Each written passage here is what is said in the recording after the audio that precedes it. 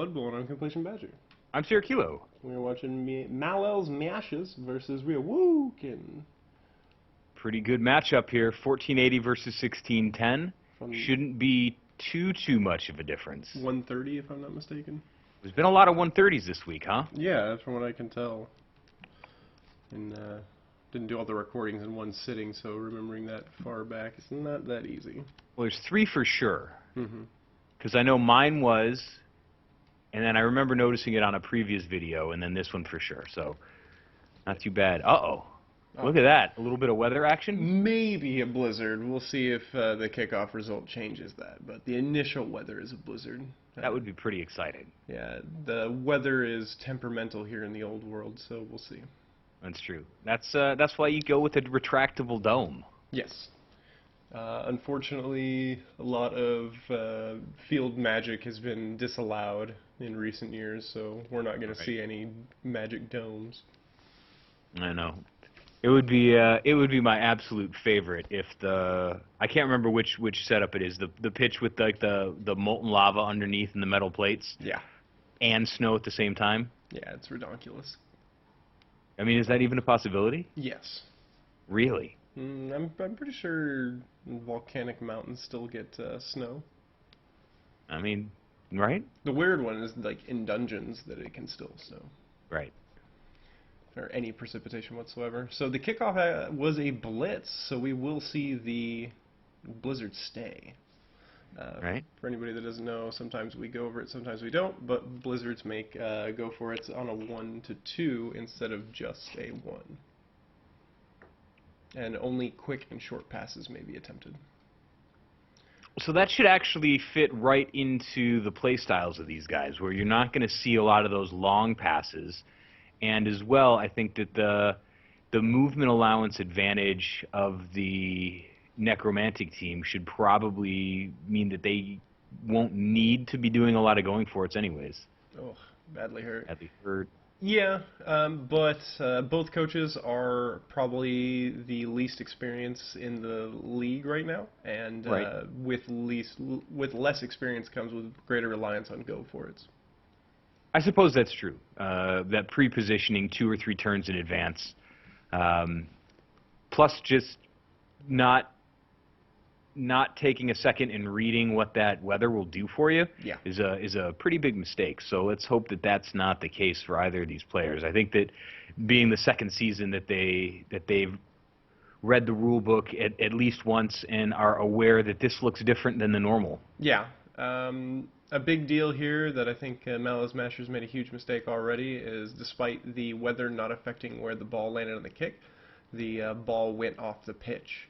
So that's a huge deal, giving a team like this the ball when their best agility is agility 3. Right. That makes a big difference when you're trying to get that ball on the initial pickup, because the ball being fairly deep in your own end zone, you want to mark it a couple times, and by having it in your hands already, not only does it increase your movement, but you don't have to really risk that early body loss by pulling people off and putting them on the ball just in case. Yep. Remember, people, that the ball can only scatter up to 6 spaces in any of the 8 directions from where it lands. And where it lands is where you are selecting it. So it'll scatter off of where you're designating up to 6 spaces and give 1 bounce normally afterwards. So the odds of, if you go perfectly in the center of the pitch, the odds of it going out are very slim. Right, that magic 7. Yeah, because the bounce in the correct direction. Another KO over there, so that's 2 on Malal's Masher's side that are missing off the pitch. And that's not really the side that I thought was going to end up with the player disadvantage. It's just some pens that worked out. Right. Because both teams are about the same armor value, with a couple players on the Re-AWOOOken side that are lower. And there you go, one of the werewolves, because of Mighty Blow, KO'd.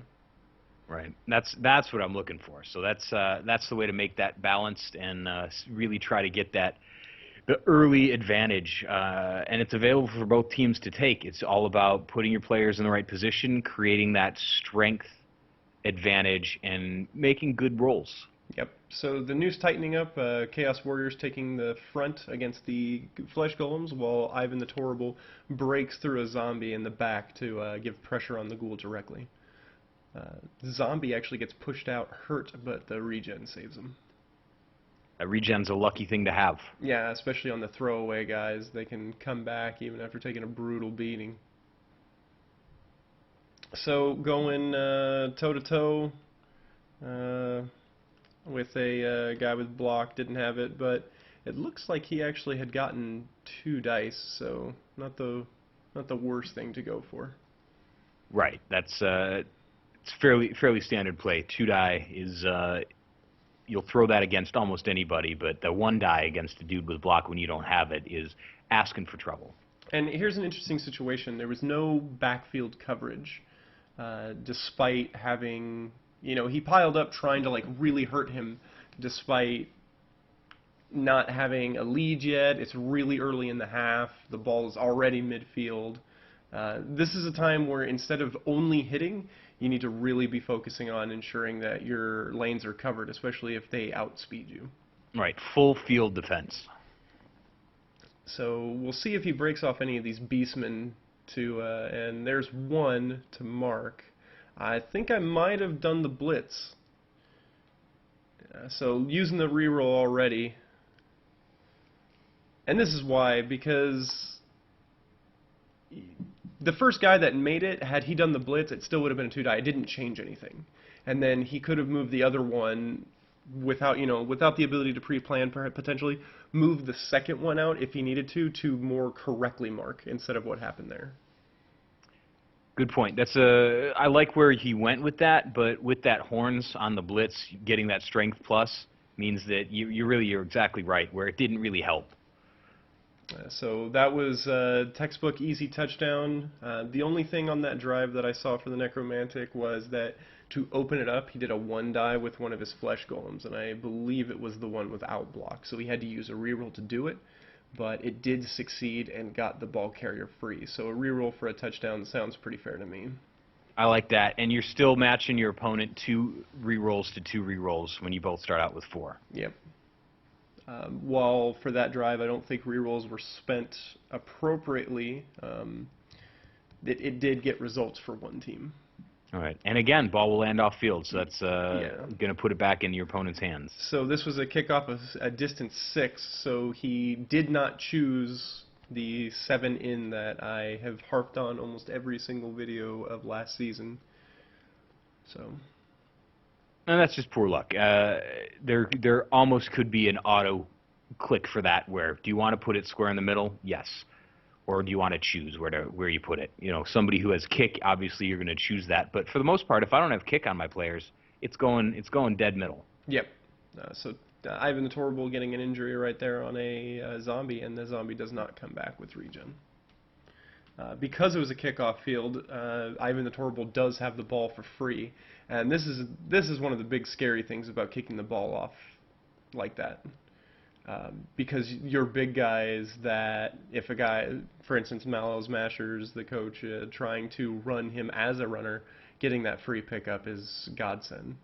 Right. It gives him a good opportunity with 4 turns on the half still to get a touchdown. Plus, he's picking up some star player points as he blitzes through. And when you get that frenzy, means you get a couple extra movements, even if you don't have the advantage there. Yep. Plus the strength on the horns, he's pretty unstoppable. The only thing that can stop him is really good defense and that wild animal. Yes. A situation over here is that he didn't put at least 2 onto these flesh golems, which allowed the flesh golem to be a bit of a problem for Ivan, but looks like Ivan with some assists from other people. Interesting that he went towards this big, huge group instead of breaking through over here. Maybe it's because he didn't have any protection against this flesh golem and he felt supported over here. Yeah, I don't know. It's a tricky strategy. I'd like to see how it turns out. Could be one of those lessons learned. Could be a risk that was worth it. Yep. So Sears concussion over there, but regenerates. So that's another player, and especially a white remainder of crits. That's very important to get that regenerative save on. Right. I mean, that's a big difference with that block. So, depending on what happens here, this noose might tighten around to where even Ivan can't break through it, but we have to see what happens because he's outnumbered on this right side. It's going to be that off-ball positioning. Where are you going to put your guys for assists? Are you going to risk the dodges? What are you going to do? Because at a certain point, you're not going to just be able to drop your head and mow through these guys. You're going to have to dodge eventually. Yeah. All right. So that was a 2-die opponent's choice with that zombie against that Chaos Warrior. Had to re-roll it because it was Defender, I believe Defender stumbles and Attacker down, and then it ended up being 2 Defender stumbles. So he used his last reroll to do it, but the Necromantic team had a gambit that actually worked in his favor in combination of this wild animal that could stop this drive. Right, and that's exactly what we were talking about, is getting those guys on the position to be helpful, and then that wild animal will kick eventually. Yeah, that was crazy that 2-die worked out for him. That's one of my favorite desperation moves. And the Chaos Warrior had block, and the zombie didn't. That was a bad bet any day. And it worked. The glory of Blood Bowl. Right? 6s for the victory. Mm-hmm. That's why they sell beer in 6-packs. It's lucky numbers. Yep. So we got the Necromantic, no reroll, trying to stop this. Has the white over there, which I don't know if I would have put him back there. But with that werewolf and flesh golem there, he can't just push through the zombie, so I guess it does work to double mark. But the Chaos Warrior could throw a block on the werewolf, and then with some tricky dice, the zombie could potentially get a push, then put him down after the blitz. And that's what you'd be going for. Yep, but instead, 2 both downs, and then he applies the both down. So, I believe didn't have any rerolls remaining. So that's what it came down to. So getting in these last hits before the end of the drive. So reroll management. I can't tell exactly where the kind of the worst rerolls were done for Mallow Smashers, but something tells me it wasn't. Some of them weren't too important. Another injury saved by regeneration on Awoo. Super good. And it would have been a pretty critical injury at a lost 1 of movement allowance. All right, desperate toss. Fail. Yeah, desperate toss just to get some star player points and nothing. No gain, no loss. Nope. Okay, so going into the half with Mallow Smashers getting the ball back. That's one good thing about getting stopped on a drive like that, is that you get to retry. I mean, I'd have liked to have made the score and then got to have a second go at it, but Well, we all want things in the light of things. Yeah, we all want things to go our way. But you're 100% right. This is another opportunity. So you get this score now, and then you hold your opponent to a tie. So that's what you're looking for at this point. I really like this formation. The only exception is I think I would have put the Chaos Warrior in front right here instead of this Beastman, Right. just because of the additional strength to keep from breaking that wing too easily. And then maybe put this Beastman back 1 more space, but the ball landed in a pretty good place for where he put it. Not too bad. But otherwise, I think this formation is a really strong one, especially against this team.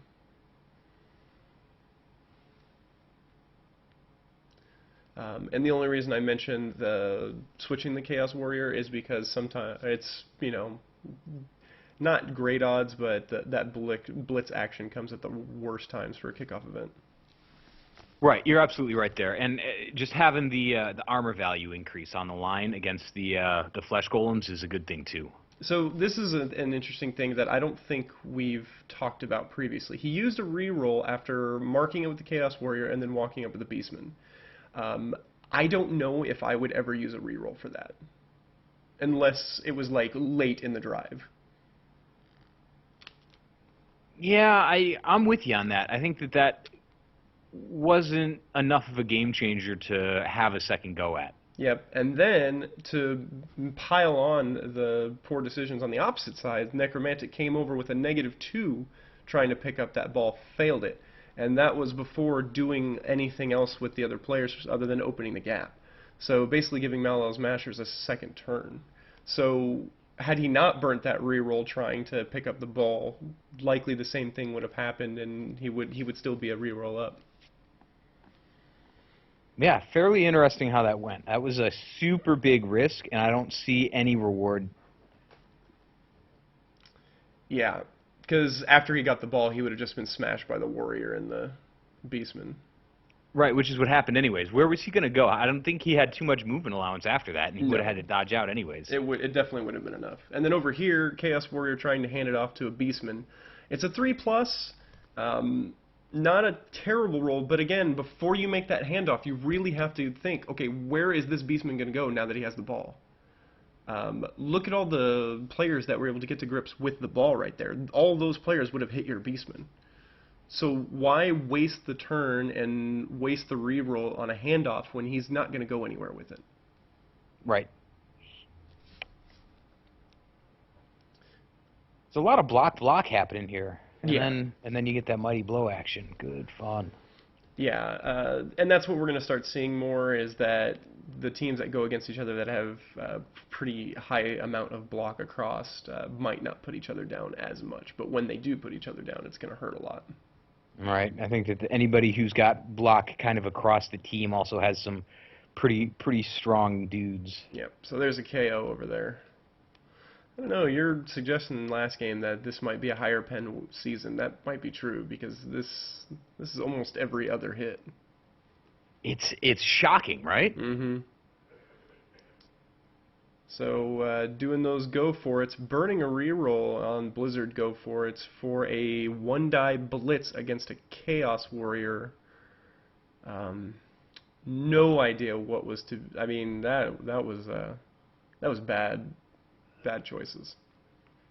Yeah, I'd like to see a little more action instead of reaction, getting in better positions for, because letting your opponent try to pick up that ball is oftentimes a really good way to get that turnover. You know what I mean?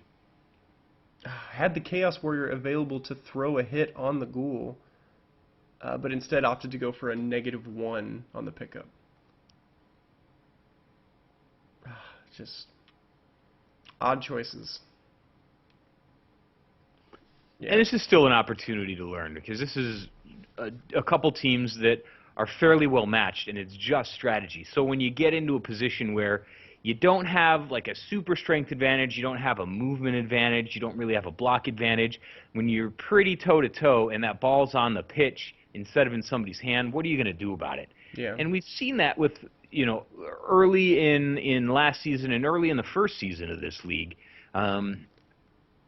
We had people who just kind of got stuck in the middle. Like after they get the kickoff, they just didn't really know how to break through. And I think that one of the things that people are forgetting to do is to use that pass threat. Get some guys down the pitch, kind of spread it lengthwise instead of just pulling everybody in. It's just as easy to pull back around and do a little curl to one side or the other just to keep the other team guessing. Yeah. Maybe go for a throw, maybe not. As long as you're doing those shorter passes, there isn't really a restriction. Yep. Over here, 1 die against this Beastman with no block. Had already used his reroll, just had used it right before, and put himself down with a stun. Yeah. And I think the original reason why he didn't hit this Ghoul was he was afraid of the sidestep. But remember, if you don't put him down and he pushes onto the ball, he doesn't attempt to pick it up when it's pushed. It just gets pushed out of the way, and it could put it into a more advantageous spot because nobody else was around other than that Ghoul. Right. Or put you in the exact same place, where you have the Ghoul standing next to the ball. Which isn't a worst case scenario. Yeah, but at least the attempt, which it did work out after he finally threw the block dice, is that the Ghoul went down. Right. And the sidestep, he didn't even choose to put it towards the ball. So what are you thinking now, based on the positioning of the teams? Do you think that a touchdown is probable? Knowing the coach for the Necromantic team, he's going to do a one-die blitz with this zombie. Excellent choice. I don't, knowing that was going to happen, I think I might have done a couple moves to stop it, just because I know he's going to do it. And then goes for a -1 dodge on an agility 2 character to pick up the ball on a -1 on an agility 2 character. The dodge actually succeeds. And it was a go for it in a blizzard. And he used the reroll for the go for it. Those are my favorites. Yeah. I don't know.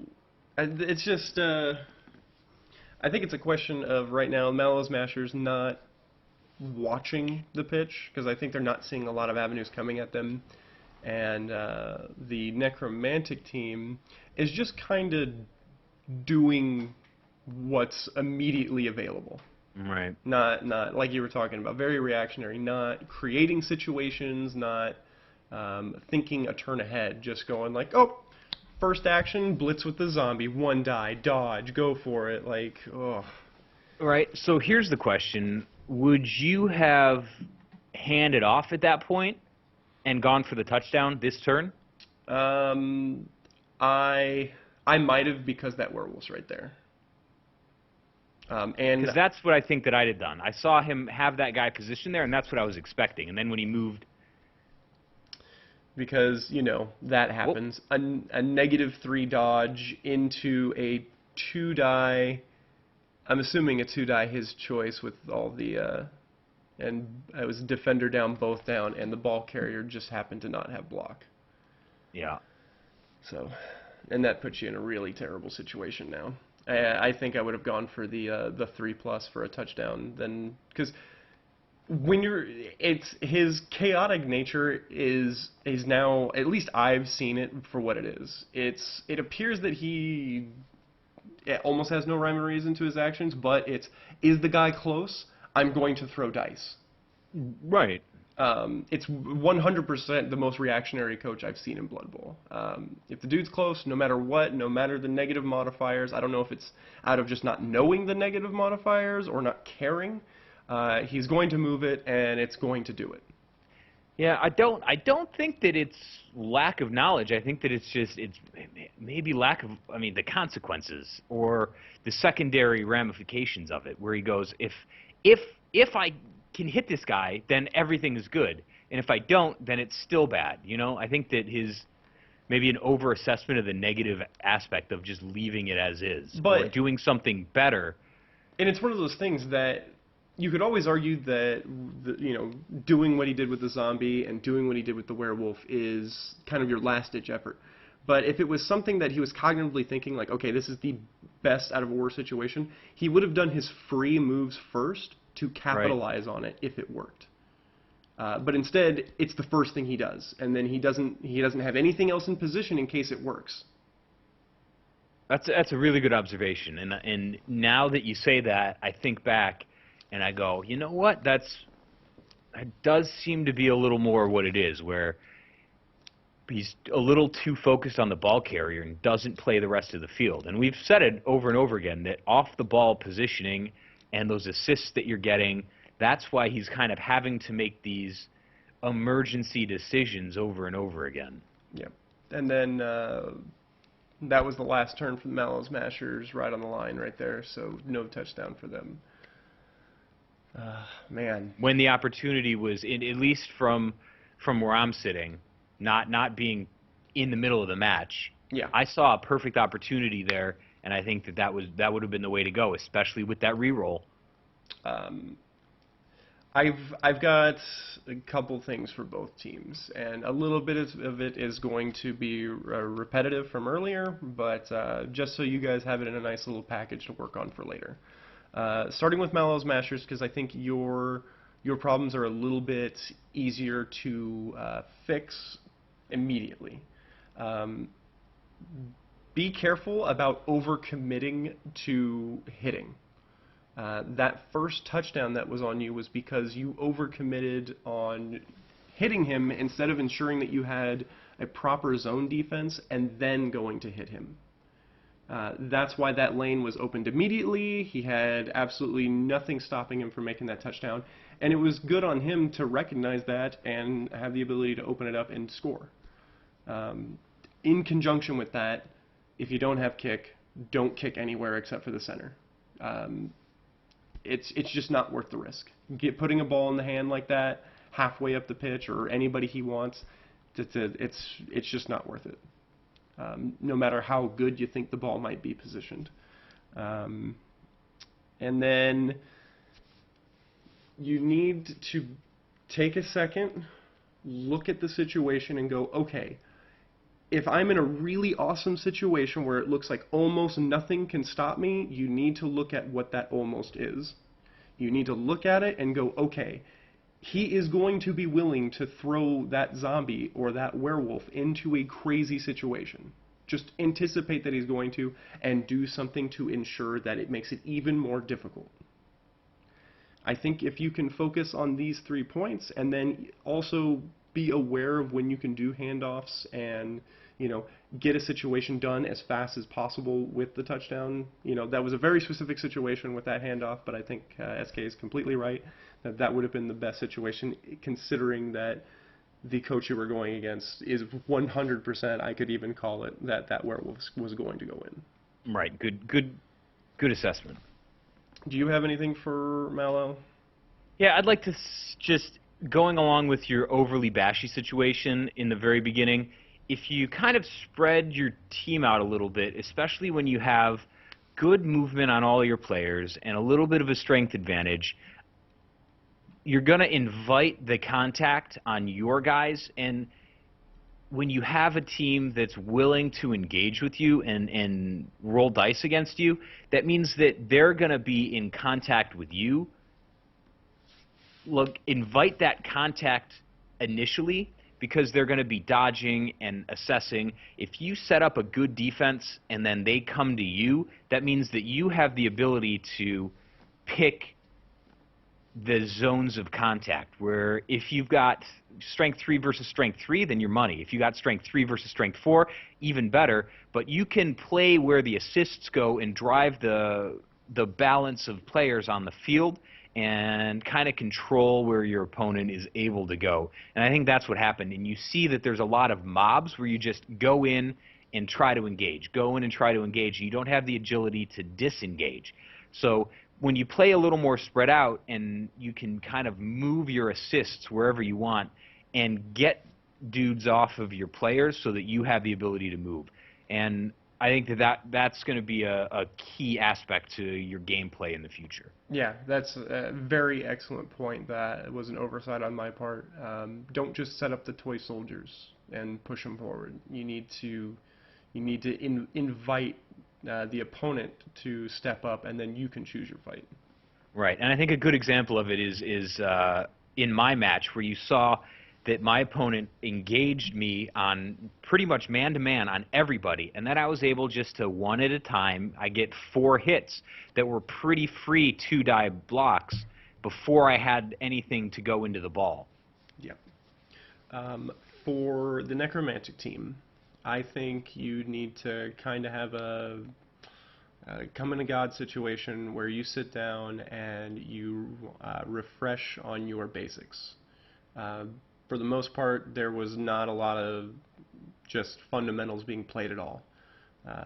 You not moving your free moves first, not taking a lot of really crazy risks in situations that warranted it, but in a lot of situations that didn't warrant it. I don't know if I've ever seen a game with so many 2-die there choices.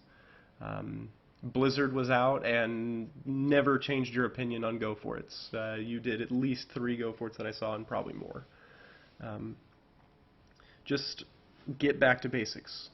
Refresh on your dodge rules, refresh on your block rules, refresh on cage forming, blitzing, assisting. You need to get back to that, or else while this game worked out for you against a considerably less experienced coach than a lot of the rest of the league, it's not going to keep you winning. I think that's a fair assessment. And the most important points to hit on for me, those free moves, kind of have a plan and get your players into a position. And second is those assists.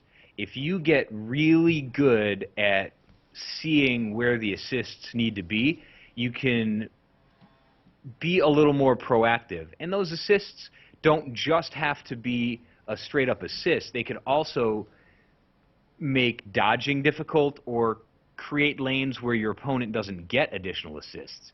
That's how you take a strength advantage from a team that has the strength advantage on you. Yep.